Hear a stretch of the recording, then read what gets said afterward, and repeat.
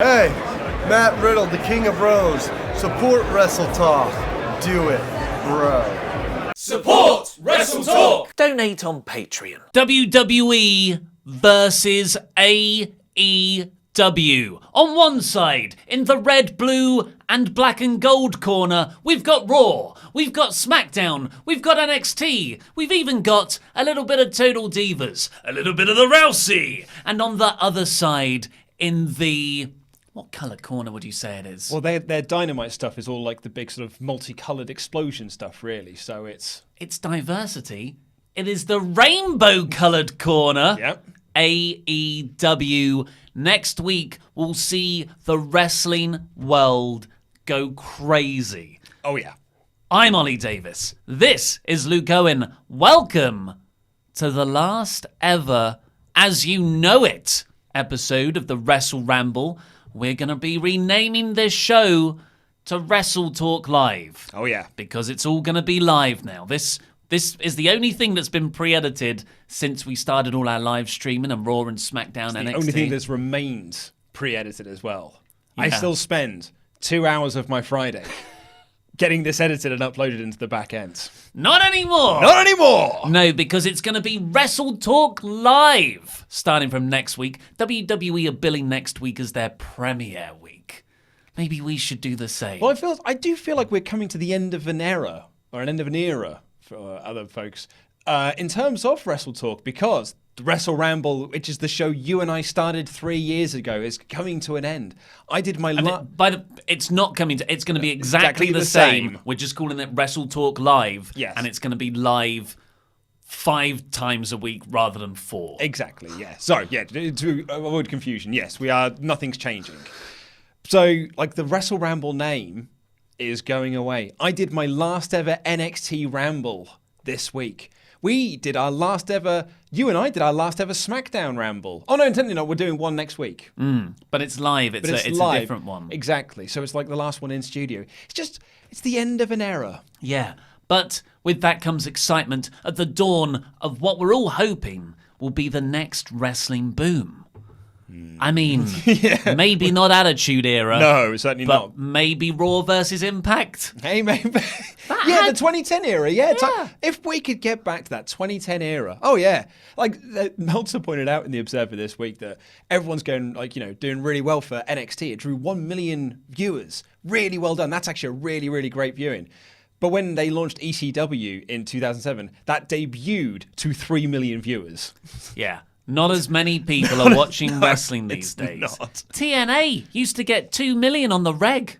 1 million on the reg. Wasn't it 1.0 rating, but it was 2 million viewers? Yes, and then sometimes goes to 1.5. Yes. So 2 million, ratings right, and you're actual viewer counts different. I apologise, yes. But like Raw would have been 5 million weekly. Yeah. We're lucky if we get 2.5 these days. Oh, yeah.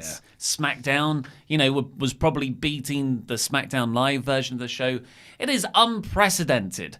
You'd hope there's one train of thought that says, well, people are gravitating away from TV. They're watching more stuff online and on demand. But then there's another school of thought that looks at seasonal trends not seasonal trends, but yearly trends in sports, where some years, when you've got big hot stars like LeBron James or Steph Curry, overall interest based on proven individual draws is up for NBA games overall. So you get back to those glory days of NBA viewing figures. Mm-hmm. But when you haven't got those big stars, which, the parallels with WWE and wrestling in the modern era are very obvious, the viewership drops and goes to like crisis levels of, well, no one cares about baseball anymore. Yeah.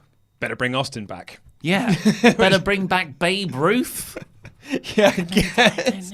Well, that'd be John Cena, wouldn't it? Because he is the Babe Ruth of WWE, according to Vinnie Mac. It's a crazy, crazy time. And next week is the craziest week of wrestling that I think we've had since you and I have been working together on this channel for the last 3 years. It's the craziest week in wrestling since the first week of January 2010. Yeah, January 4th. Which is when Bret Hart came back for Raw, and It was the Impact show. TNA went live on Monday night under the Eric Bischoff, Hulk Hogan era. If you weren't around back then and you think, oh, TNA's a footnote of a joke, incorrect. Mm-hmm. Back then, all our hopes were on it. Jeff Hardy appeared out of nowhere just 4 or 5 months after leaving WWE and returned to TNA. It was a Rob big Van show. Dam. Yeah. Loki. Val Venus was on the show. The Nasty Boys were there. Can't have everything. No, not everyone was a home run. Yeah. But, the Nasty Boys. I think the Nasty Boys even won the tag titles at one point. Scott Hall and Kevin Nash certainly did, or at least their little group, the band, because they were getting the band back together. Yeah. Yeah, they won the titles at one point. Eric Bischoff, so full of new, fresh ideas. So what we're going to do here is we are going to look at the week ahead, and we are going to make some preliminary predictions of show quality and viewership and ratings, because we like all the numbers. Oh, yeah. We're nerdy like that. And then kind of extrapolate that out and see what like the rest of the year might look like. It's Q4, folks. We're in Q4, guys. Q4! So, first up, on Monday, we have The season premiere the season premiere. of Monday Night Raw. We were joking about this on the NXT review, but it was someone had pointed this tweet out on our Discord channel that the new logo looks like a Power Rangers helmet. A little bit, yeah. Because it's got those, it curves down in the middle to make an arrow, Yeah. and that's nice. Yeah. Nice. Looks like a Power Ranger helmet. Or like Samus I Aran. can't unsee it now. No, I know. I just assumed that one you showed me was fan art to make it look more like one. No. Hey, I'm all in. Yeah. The Power Rangers. I mean, the WrestleTalk logo is G.I. Joe, so It was actually part of my news on Friday, but there was too much stuff to cover with the AEW UK deal and Fox losing all of their dish dropping Fox. So there was too much. I had to cut stuff out. well, so the season premiere of Raw won't just see a lot of big names and matchups, because we've got where is it? We've got Rey Mysterio versus Seth Rollins for the Universal title. And no one buys into that. Like a title's gonna change hands, I don't think because so. Hell in a Cell is that Sunday. The match is between Seth and Bray. This match was added very last minute after last Monday's episode. To bump that rating and make and more importantly, I'd say, well, actually, more importantly is bumping the rating, but to also give the season premiere like a big draw, a big hook. And to give The Fiend someone to attack to close the show. We'll also have Hulk Hogan and Ric Flair on Miz TV. Woo. Boo. Yeah.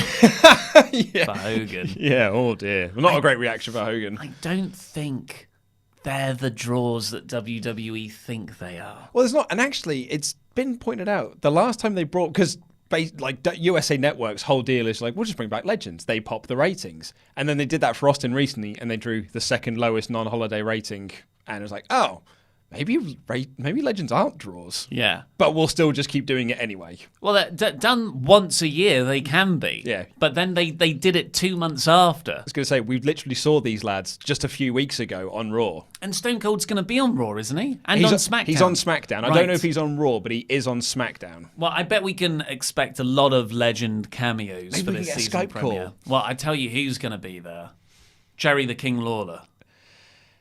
Yeah, so they announced yesterday that the new Raw lineup, in case you were wondering, are they still going to treat Raw like an A show now that SmackDown's moving over to Fox, is being done by 205 Live's Vic Joseph and Dio Madden, which I think is very, very good, and Jerry the Burger King Lawler. But Ryan Satin of Pro Wrestling Sheet has said that it's actually just a short-term thing, and it's basically they didn't have a third person ready. So Jerry is just being there for a little bit. So Jerry, you don't have to worry, mate. You don't have to keep up to date with storylines, because you clearly haven't, and you clearly won't until you get there on Monday. And you'll be like, tell me what's going on. With some people thinking it might be Mickie James, because she's debuted on Main Event as a commentator, hardcore commentary, so we can get her replacing Burger King Lawler. I'm not excited about that in the slightest. Me neither. I was excited about the idea of two-man booths coming back. Oh, yeah. But WWE seemed to have scrapped that idea that was heavily reported by very reliable sources as well. So my bold prediction for this week is that SmackDown is a two-person booth. it is just going to be Cole and Graves because Renee's being called like a special contributor or something. Special contributor. So I think she'll be doing more sports-based stuff sort of around the building, maybe. Not like a backstage interviewer, but I think the commentary will be done by Graves and Cole as a two-person booth. I think that's the best use of Young because she has not been good on commentary. Through no fault of her own. It could be. Good. I don't No, know. you're absolutely right. Yeah, fair Some point. people have succeeded, like Yeah. Corey Graves and Byron Saxton has made like for pleasurable listening. Poor old Saxton. Yeah, Poor old he's, Saxton and Phillips. Anyway, sorry, back to Raw. Yeah. They'll also have a new set. Pyro's coming back. I don't think it's going to make any difference. I think we're looking at 2.4 million most. Yeah, no, 100%. I don't think this is popping any sorts of ratings. No. But we are getting, you're right, new sets. Apparently new camera angles. We're going to be getting a new theme. So it really is this big... New camera angles. Apparently so. Like they want... Slightly to the left. Well, like Battlefield Earth. They're going to do everything at Dutch angles. Because apparently they want to make Raw and SmackDown look completely different. So we are going to get... they're going to be shot differently. But Kevin Dunn is still in charge of both shows. Oh, yeah, so crash zooms. So it will actually look the same at the end of the day. Lesnar's going to be on the show as well, probably to do the Kofi Kingston home angle. And we've got Bobby Roode and Dolph Ziggler versus Heavy Machinery for the tag team titles. I mean, you might as well put them on Heavy Machinery. Of all the things, that could happen. Yeah. That could be a title change that could happen. I actually think the next match is going to be a title change. Oh, of course. Yeah, so they've also announced AJ Styles defending the United States Championship against Cedric Alexander. And I'm just thinking WWE booking, Alexander wins. Because it's a season premiere, you want to pop a rating, you do a title change. And that seems like the most likely one because AJ has dominated this entire feud. So Cedric wins now and gets over? Question mark? One title is definitely going to change hands on this Raw. So after that, we have, at the same time on Wednesday night, going head-to-head, AEW Dynamite, the first ever episode on TNT, and NXT, the first ever 2-hour full show on USA Network. Correct. So let's go through NXT first. I'll let you do that. You are the NXT man. Well, yeah, well... Well, you were. I was, yeah. But I've been taken off that show. I've been moving over to Dynamite. Despite the fact that they don't see AEW as competition, they've essentially created a takeover show for this 2-hour event here. We've got Matt Riddle, versus Adam Cole for the NXT Championship. Shayna Baszler versus Candice LeRae for the Women's Championship. Street Profits versus Undisputed Era for the Tag Team titles.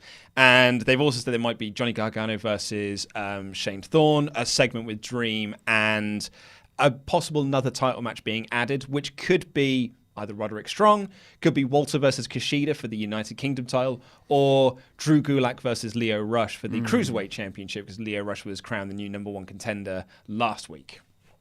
That's a hell of a lineup, isn't it? Just bloody hell. I mean, we were saying a month ago, hey, the way to make me really watch NXT, as much of a lineup as that is, that's not a lineup that would make me choose NXT over AEW. I'm happy to watch that on catch-up.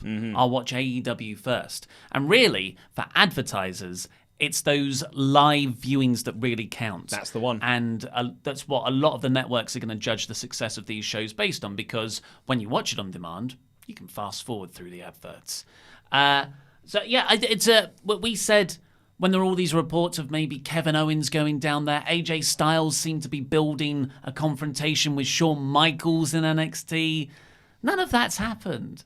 The main roster shows have just really done nothing to promote NXT. Apparently, Raw is going to be doing a heavy push for NXT this week because they want to have a good rating going up against Dynamite, but it's not a competition. So maybe there'll be another main roster thing happening on NXT to feed those viewers in a bit more directly. Well, yeah, Laurie and I were sort of fantasy book speculating on the Ramble we did last week, where if maybe Roddy does an open challenge, he's just like, well, everyone else is defending my title, I'm going to have an open challenge for the North American title, and you have a main roster star go down and compete for that belt. But that's something that would have to be set up on Raw. Get so viewers know to tune in on Wednesday. That's what I'm talking I've about. never required too much of a push for NXT I on know, Raw. I know. What am I talking about? We've got to get a Hogan over. Well, God, how more diametrically opposed can you be? the exciting new NXT talent, Hulk Hogan and Ric Flair on Miz TV. Hey, man. I know what I'm watching. So going up directly against that on TNT is the first ever Dynamite. AEW Dynamite on TNT. It's Dynamite. And it's not had the smoothest week, I would say, of news. No, it hasn't. There's the Nyla Rose controversy where she, That was rough. she reacted badly to a troll, and The troll got to her and Yeah, she replied in kind. and she sunk to their level. Don't feed the trolls. Exactly. And then there's also the UK TV deal nonsense Yeah. that really hasn't been managed well at all. Nope. And seems to be a big kerfuffle behind the scenes. Oh, yeah. But nevertheless, I'm really excited about it still. I just find myself, we watch a lot of wrestling. That's our jobs. And sometimes when you watch Raw and SmackDown all the time, you can get like, wrestling. And then the Fiend happens, and you're like, oh, this is why I love wrestling. This is great again. But a lot of it with WWE is, wrestling, doesn't feel as special. But AEW, I'm so excited about. And it's a good lineup for the show as well, for this debut show. And apparently because they've got a big sports game, I can't remember which sport it is, happening beforehand. Lead-in. And so they're hoping to get a lead-in from the sports ball game. I think it's an NBA preseason game. Okay. Which, isn't that important, but because it's the first game of the season, might have some interest. And so the idea is they're going to open the show with Cody versus Sammy Guevara because they want a really hot wrestling match so that those lead-in viewers might stick around and watch more of it. So apparently the show is kicking off straight with action. There's not going to be promos. There's not going to be, there might be an intro video, but the idea would be, boom, Sammy versus Cody. Cold open. Let's kick this off hot. Already in the ring. Well, I don't know. But apparently they're also doing SCU versus Luchasaurus and Jungle Boy as like the dark match. So I wonder if, you start off, obviously that's the dark match. If you've just joined us. If you've just joined us in the ring already. It's really exciting. I'm super excited. Whatever happens, it's going to be historic. Mm-hmm. It's the first ever AEW show. And like any of these firsts, the very first shot or segment and the very last segment are going to, go down in a lot of people's memories as definitive moments for that product. Yeah. So, I really like that as just you skip the entrances. It's Cody and Sammy in the ring. They're going right at it. What's his name's voice? Oh, God, JR and Tony Schiavone's voice saying, if you've just joined us. And I'm getting tingles. I'm so excited for this show. Really, really am. So we got Cody versus Sammy Guevara, Riho versus Nyla Rose for the inaugural AEW Women's Championship. I'm thinking it's got to be Nyla. Yeah. I would say that too. I guess I haven't seen anything to suggest she's anywhere close to as good a wrestler as the Japanese women in there, or even like Britt Baker and B. Priestley, and isn't what's her face back now as well? Smiley. Oh no, she's back on the wrestling scene, but she's not with AEW. Okay, interesting. She made a shock appearance for a show that was called Game of Genders, I believe. It was all intergender matches. But you get a nice bit of PR in that it's a transgender champion, and also at the same time having a big monster for the babyface to chase after. Yeah. For me, that's a more engaging Me storyline too. going forward. Completely agree. MJF versus Brandon Cutler, which will be used to really put over MJF, and because they've got big hopes for him. And a match that was supposed to happen at Double or Nothing. This is huge. Pac versus Hangman Page. Yeah, a match that I've already seen this year. I think they will put on a brilliant match. Absolutely, they will. Yeah. And then the main event, presumably, I believe this is the main event, is the Elite. So Kenny Omega and the Young Bucks versus Chris Jericho and mystery partners. Getting that hook in, keeping people in, being like, who are the mystery partners going to be? And as long as it's not Breezango, we should be fine. Well, there's two ways they can go with this, and I'm not going to say CM Punk. It's obviously LAX. It's likely going to be Ortiz and Santana, yeah. I've got to get used to calling them Ortiz I know, and Santana. right? Yeah, I know. Because Ortiz and Santana debuted at All Out. They debuted against the Young Bucks. Jericho was filmed talking with them afterwards. It's so obvious that it makes me think it's not going to be them. I was going to say, because, Jericho drops a few clangers on his podcast every now and again when things are supposed to be secret. And then after All Out, it was like, oh, yeah, I was filming stuff with Ortiz and Santana because I'll be tag teaming with them later on this year. It's like, bloody hell, Jericho. It's supposed to be a mystery, mate. Yeah, but he's also a master worker himself. But is it? Yeah, as you say, all is set up because we're actually going to be debuting a different team here instead. But I can't think who that would be. No, certainly not a team that's big enough. Unless it's the Revival. It can't be. No, I know it can't be, but I'm just saying, like... Or I'm pretty sure WWE's legal department has everyone's contracts down over the last month. I mean, I'll be honest, I think WWE are going around. They've sent agents to everyone's house to make sure you're staying at home on Wednesday night. Like little house arrest bracelets around their ankles. I've got to... Right. I know CM Punk, Daniel Bryan. That's the dream. My wild out there pick... And I'm pretty sure it's 100% not going to happen. The Hardy Boys. Wouldn't that just be the best? Yeah, oh man, that'd be nuts. Chris Jericho and the Hardys. The Attitude Era versus the Elite. Yeah, it's like new versus old. Young Bucks and Hardys have history already. But let's temper expectations because it's likely going to be Ortiz and Santana, which I'm still excited about because I bloody love Ortiz and Santana. The amount of people I've spoken to this year who have all said the exact same thing has been remarkable, which is when they introduced Ortiz and Santana to the new LAX, I was so against it because I loved Homicide and Hernandez. And I thought, what's the point? You're never going to be as good as that tag team. What's the point? And actually, they're a way better team than Homicide and Hernandez. And I loved Homicide and Hernandez as LAX. But Ortiz and Santana are so good that I'm like, oh yeah, no, that was a far superior version of LAX. Yeah, I totally agree. And yeah, out of all those, I'm looking at the NXT card. I'm more interested to see any of those AEW matches, even MJF Brandon Cutler, because it's fresh. Mm-hmm. Yeah, I think I'm more that's fair excited enough. to see that. I'm excited to see Cole Riddle. Yeah, and I think the Undisputed Era and Street Profits will have a great match as well. Oh, I'm not saying they won't be great matches. Yeah, My personal interest, which is I think is a different is just because it's so fresh and new. I'm so excited about it. And we were talking on the NXT Ramble as well about doing a title switch there as well because it's the big show going against AEW. You probably want to do a title switch and get some news generating the following day. But I look at those titles and I'm thinking you don't want to take the titles away from the Undisputed Era after doing this year-long storyline of them finally getting all the gold just to take it away from them to pop a rating or to get some headlines the following day. But I also don't think Candice is the person to take the belt off of Shayna Baszler. So there doesn't look to be a title switch unless, of course, you add in Rush versus Gulag and that's where you do the title switch. I'd tell you, or Kushida and Walter. But is it the right time to take the United Kingdom title off of Walter? It hasn't stopped them before to pop a rating. Yeah, you're right. Interestingly, on Shayna, that isn't where the wrestling ends on Wednesday night. It is not. Immediately following NXT and AEW. No, I think it's going head-to-head with them. Total Divas? Yeah.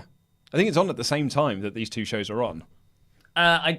Based on the WWE.com article I just read, it follows NXT. Okay. So my understanding was they were actually airing all at the same time. Oh. It might be. I can't remember 100%. But yes, that will have Ronda Rousey on.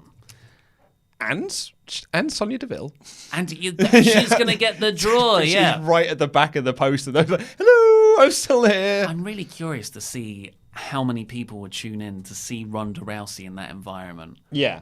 And not only that, sorry, I was speaking to my microphone. Not only that, but one of the other big stories they're going to be doing on that show is the Carmella Corey Graves stuff. Apparently that's going to be like their big season-long storyline.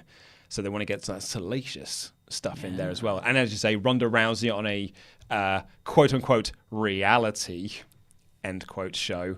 And yeah, Sonya Deville being an openly gay character on the show and introducing her girlfriend to the cast. And then on SmackDown, that Friday night, the move to Fox, It's also the 20th anniversary. Yep. Like, it's all come at the same time. It's a really, like, good bit of PR and marketing to launch the show on.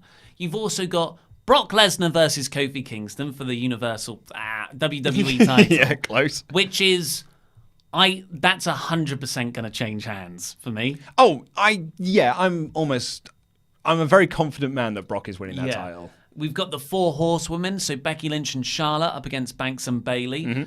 It's not been a good storyline for my money. Just as an update, Total Divas starts at 10 p.m. on October 2nd. The baddest woman on the planet. It's all focused on Rousey. And then then they're just repeating it. What's a pointless thing to do? You show it for an hour and then you just repeat it for another hour. Yeah, they do that sometimes. And you've got Owens versus Shane in what will likely see Shane both do a crazy stunt because it's a ladder match and then lose and have to leave WWE for the time being. Kevin Owens back, and he's going to be back as a full-time member on the roster, even though he's not really gone anywhere. And Shane gone from the company. However, there are a lot of times during the Attitude Era that Vince McMahon was quote-unquote gone for good and would then be back like a month later. Shane doesn't really fit in with the sports presentation that Fox wants. What are you talking about? He went toe-to-toe with AJ Styles. He's a good point, actually. MMA training and whatnot. WWE will look at Fox and go, you want sports-based stuff? Well, Shane took an MMA class last Thursday. And have you seen his punches? They legit hurt people. Yeah. And legends. So you got Stone Cold on there too. Yeah, and they reckon The Rock's going to be there as well. It's going to be a packed show. Pack show. And then it's Hell in a Cell on Sunday. Yeah. Oh, yeah, in the midst of all this, we've got to do some pay-per-view build. Only 3 matches are announced. They don't care about that show whatsoever. That's a 2-match card now because you've got the Rowan tag match thing. But really, it's all about The Fiend versus Seth. Becky and Banks in a Hell in a Cell? Oh, mate, come on. So, we didn't do the predictions. NXT and AEW ratings predictions. So, when NXT launched... this is the 1 hour ratings, remember? Mm-hmm. So 1 hour on USA, 1 hour on the network. Yep. It did 1.17 million the first week. Yeah, and it dropped to 1.006 the following week. So it's still above 1 million, but it was a drop. Apparently it dropped from the elderly. It was people over 50 were all the ones that didn't tune in for the second week. No way. These young folks. That's it, yeah. Where's Hogan and Flair? They tuned in and were like, look at these young pups. I want my all-time... Probably it was Matt Riddle. They were like, I can't be doing with this, mate. All their knees, their perfect knees. So, all right then. So, with that in mind, and you've got to think that the NXT AEW audience has a big crossover in the Venn diagram. Mm-hmm. So the question, AEW Dynamite is not going to beat Raw. It's not going to beat SmackDown, which I just call Fox apparently now. Oh, actually, before we get onto that, so tell us about SmackDown on Fox. Yeah, so Dish and Fox are currently in, they're in arguments basically, and Dish have dropped Fox. So 12 million homes across 17 territories in big wrestling hotbed territories as well. So it's like Chicago, LA, Houston, Dallas, New York are not going to be getting Fox if you're a Dish subscriber or if you're on Sling TV. So actually there's like 12 million through Dish and then millions more who are on Sling TV are not going to be getting Fox, which means you won't get SmackDown either. Fox are blaming Dish and saying that this is a disgusting negotiating tactic by Dish. And Dish is saying that Fox want too much and they've got a disgusting negotiating tactic, so we're just dropping them. Disney and Sony. I was reading and I was like, God, this sounds like Disney and Sony all over again. But either way, come Friday, that Fox rating might be way lower than they were hoping for because the show's not available across half the country. It's nuts, isn't it? It's like you put all your eggs in this one basket, and through no fault of your own, WWE, absolutely not. You've cut off a potential 15 million viewers, a large portion of which would be more likely to watch your show. So WWE are now urging wrestling fans, if you are a Dish subscriber, to go onto a new provider so you don't miss the season premiere. It's like WWE are starting a race. That's where they are right now. And if this doesn't work for them, they're going to immediately trip over the starting line. Like, it's not good for momentum to have this big show where you're meant to kickstart everything with all these title changes and legends returning and feuds and storylines. for a lot of people not to be able to watch it at all. Yeah. So based on that, I mean, I had in my head 3.5 million viewers for SmackDown's debut, which is a million and a half more than they usually get. And I think it was reported that if it was under 3, it's considered a disappointment. So I'm thinking it's still going to be around that 3 mark. I'm going to say 3.1. Yeah. I'm going to write these down. Oh, interesting. So you say... I'm going to go actually with what you said originally. I'm going to go 3.5. You're going to... Oh, aye. Yeah. I say 3.1. Luke says 3.5. For Raw, I said 2.5. What did it do this week? I think it was like 2.2. I'm going to say 2.2. No change. No change. NXT. So this is where it comes down to NXT and AEW. Yeah, this is a big one. With that 1.1 million audience for NXT. Yeah, so this is interesting. Meltzer wrote in The Observer, I really enjoyed this. He said that he has spoken to people that he believes to be experts in the industry who have said that they predict AEW is going to get 1.5 to 2 million viewers. Whoa! However, he's also spoken to TV industry experts who said no, nothing over 500,000. So he wrote, it literally could go either way. It's almost impossible to predict. Well, that's it. Like AEW have their entire first year is define and always actually exceeding expectations. Yeah. Sold out shows in 24 minutes. 14,000 people are going to be there for the first show live, which is it's the biggest non-WWE televised event since WCW. I'm going for 600,000 for AEW. And what for NXT? I'm going to stick at 1 million for NXT. Well, I'm going 900,000 for AEW. And for NXT, 850. You think it's going to win? Yeah. Just. Yeah. Pivot to the post. Yeah, I'm curious. I'm really, really, really curious. And I'm just picking numbers out of there. Really. 100, as am I. I'm picking things out my ass at the moment. But I'm so excited for next week. So excited for next week because it is a stacked week of wrestling. You and I are going to be watching AEW live. Laurie and Pete are going to be watching SmackDown live. And then we've got our live show on the Saturday, and then it's on the following day. It's just next week just feels a bit like Christmas, actually. Yeah. I have got like giddy, nervous excitement. It's going to be one of these times where like I have the weekend off work, but come Sunday, I'm like, I can't wait for Monday. Well, I can't wait to go back to work. Well, it's because at the lost in all the shuffle of all of this, by the Monday after, we're probably going to have The Fiend as the Universal Champion. You're right, yeah. And then there's a draft. It's amazing. Okay, well, should we get on with some Patreon mailbag questions? If you want to submit a question to the mailbag, all you've got to do is become one of our awesome pledge hammers on Patreon and leave a comment in the community section marked mailbag. Do not email me, I will lose them. Jonathan Hedman gets in touch to say, if you could pick any wrestling event in time to be in the front row for, what would it be? Also, describe your perfect date. Ooh. WrestleMania 30. Oh, yeah, that would have been great. Money in the Bank 2011. Oh, yes, please, mate. Great shout. Perfect date. Cycling with my lady partner to the Castle Cinema in Homerton and watching a movie there with a cup of tea, picking up a nice little bit of cheese and bread from the fancy shop below, cycling back, having that on the balcony with some wine. Oh, mate, that's a lovely little day. That's a very nice day. Going for a walk around the woods with my wife. Dogging. Sorry? So dogging, cottaging, that sort of stuff. That sort of thing, yeah, absolutely. Did that for an hour or so. Then find a nice country pub. Have maybe a little bit of food there. Maybe a roast. Like on a Sunday, like a lovely Sunday walk. Go for a roast. And then go back and watch some MasterChef. Snuggly time with the boys. Caleb Maldonado says, since Ash recently won the Pokemon League, who would you guys have on your team to take on the league? Being Gen 1 to 8, personally, I'd use Nidoking, Straptor, Typhosplition, Hulucha, Dreadnought, and Wooloo. Wooloo. Wooloo.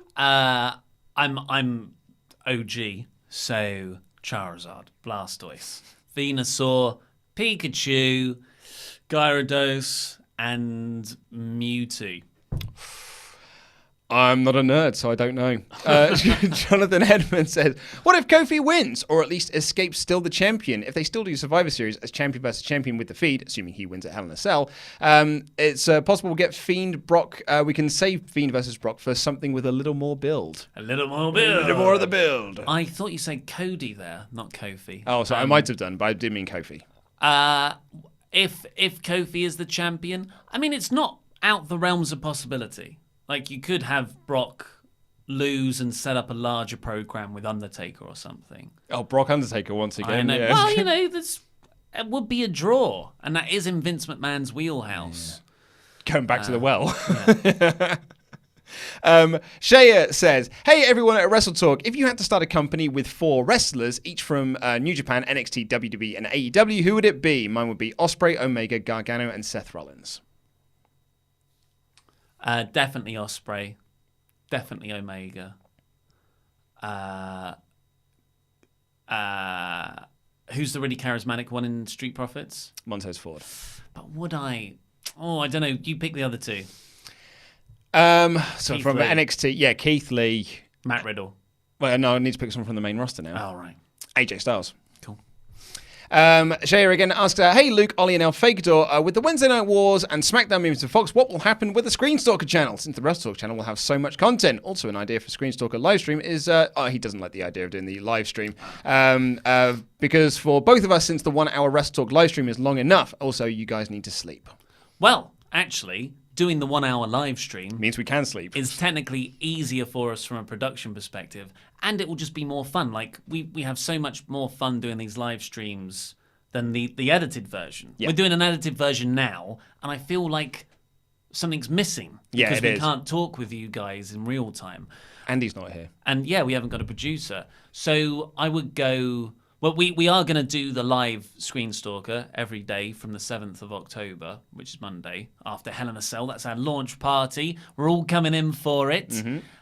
But then, because we totally understand not everyone's got time to watch an extra hour of our stuff a day, we're going to take, like, the best bits and upload those separately as standalone shorter videos that'd be like 5 to 10 minutes. So hopefully you get the best of both worlds. Best of both worlds. It starts right now.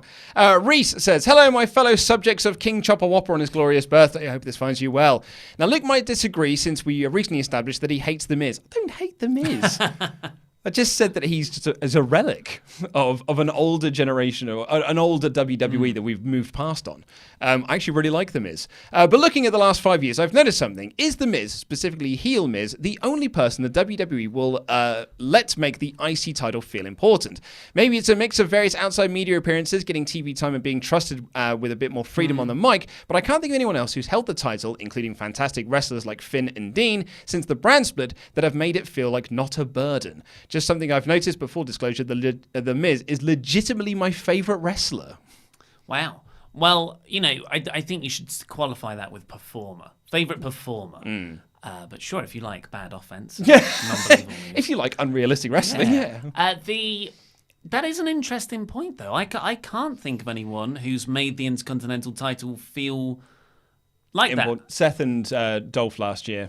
Yeah, but that didn't really catch fire. I guess Seth had a bit of it, but I don't look at Seth and think, ooh, I see. Oh, yeah, totally. But it's so funny. So the image they've got for the draft, the promotional image they've got, has got United States Champion AJ Styles, Raw Women's Champion Becky Lynch, and Universal Champion Seth Rollins, and WWE Champion Kofi Kingston, and Women's Champion Bayley, and Charlotte Flair. I looked, I was like, oh, poor Shinsuke.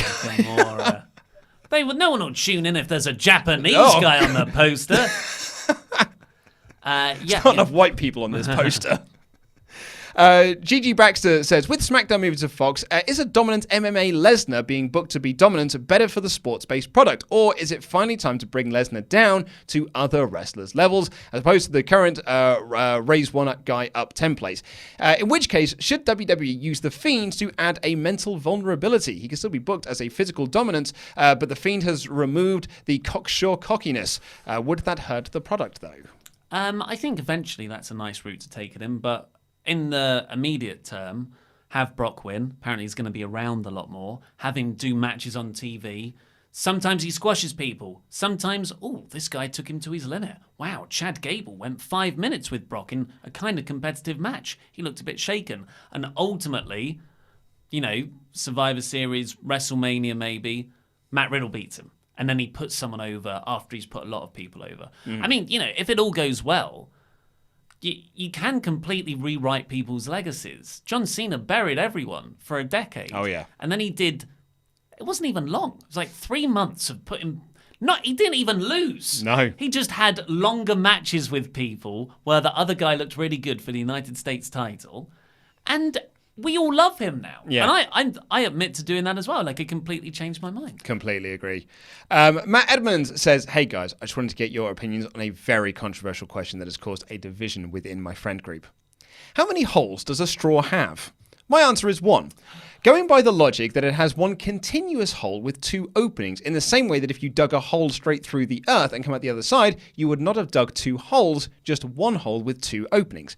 The counter-argument is there are 2 holes because while they are connected, they are too small in comparison to the structure of the straw to be considered one and the same. The same way that a city sewer system isn't just one big hole. Each pipe is its own hole and they're just connected. I hope this question causes division amongst you. I think, much like this show, it has 2 connected holes. Yeah. Because what happened in your argument, 1 hole, what happens when you bend the straw and it sort of makes a bend and you can't have a continuous loop through anymore?